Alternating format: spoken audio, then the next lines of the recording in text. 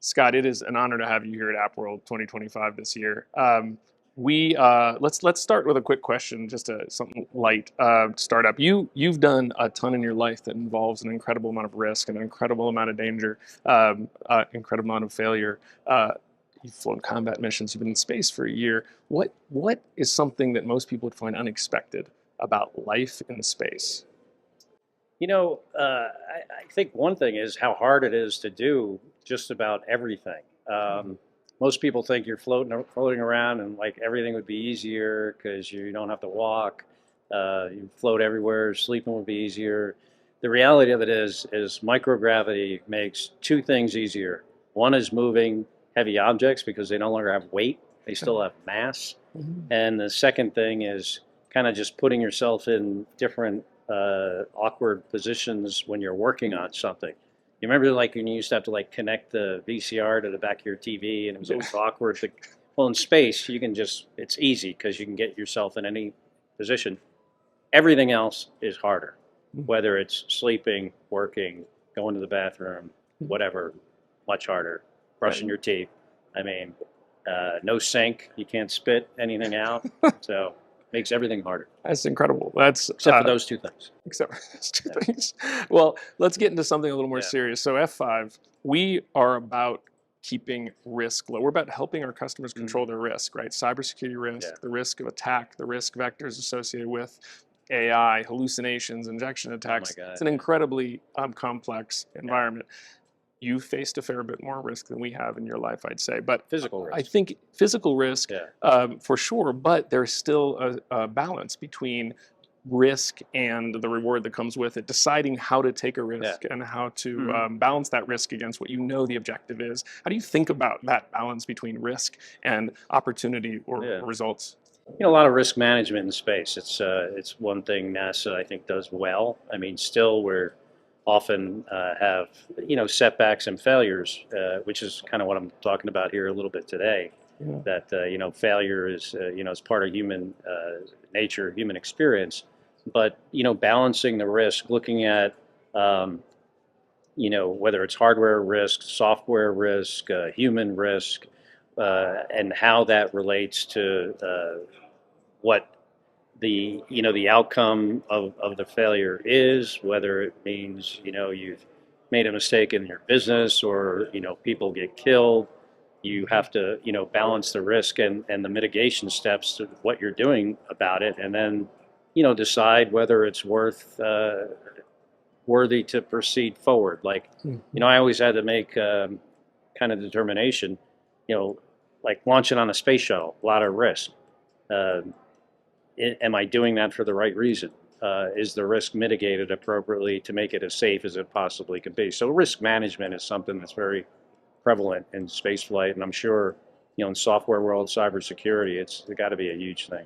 I mean, we think of ourselves as taking on what can often be close to life and death challenges. Mhm. We don't see them and experience them the way that Yeah, you did, but we are solving problems for customers often that can have that kind of dire consequences. Most notably, actually, personal risk, identity risk, yeah. intellectual property risk, definitely government to government Hmm. risk associated with Yeah, information theft and such. And so we're tangential to this space, and I think we really yeah, appreciate hearing how you think about that. yeah. I got cyber ransomed Uh, myself. Yeah, and that was eye wow. opening.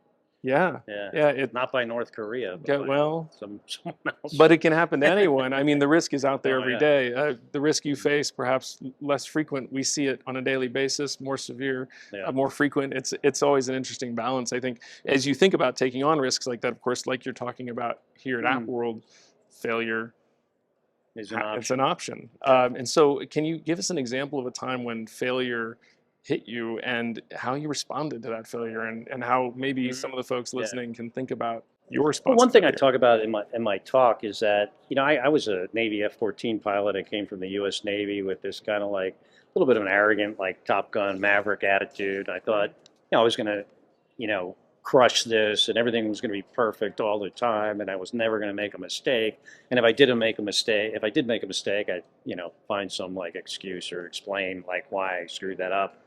And I was at NASA for about 2 years having this final, basically a final exam in the simulator Hmm. with the chief of the astronaut office, and I just completely screwed it up. I mean, Oh, I blew up the space shuttle in probably every way you could blow it up in the simulator.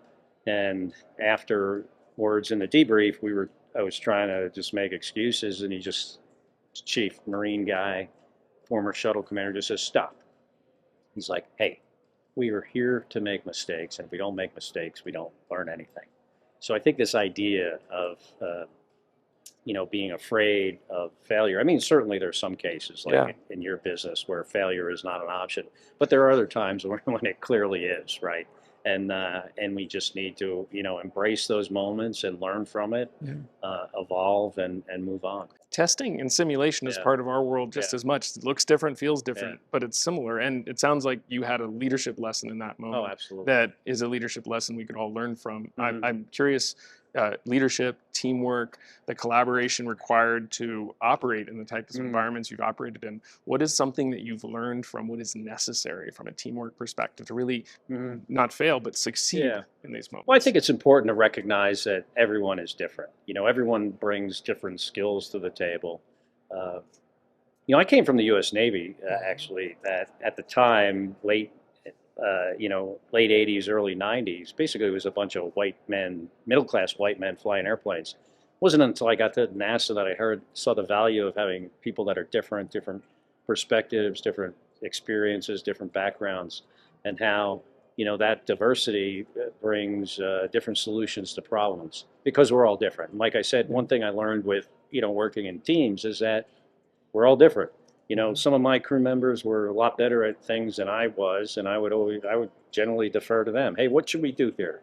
Yeah. Other times, it's my responsibility as the commander to recognize, everyone doesn't have the same skill level as me or other people in certain things, and try to rise them up and help them rise to the occasion. But also recognize that sometimes they might not get there, but they might be good at this other thing or even Yeah. better than other people at this other thing. And Yeah. you just need to find what people are good at and how to utilize it as part of your team. That's a outstanding learning. I think we talk a lot in I have five in the tech industry right now about what diversity really means and Hmm. how to find that combination Yeah. of capabilities, perspective, lived experiences that actually builds a diverse team out. Hmm. Because it's easy to look at a piece of paper and find that group of sort of middle-aged white Yeah. guys that Yeah. you talked about, but Yeah. you've got to think more broadly to actually find a truly diverse team to Yeah. build that Absolutely. collaborative model. Hmm. So one more question for Yeah. you, Scott, if you don't mind.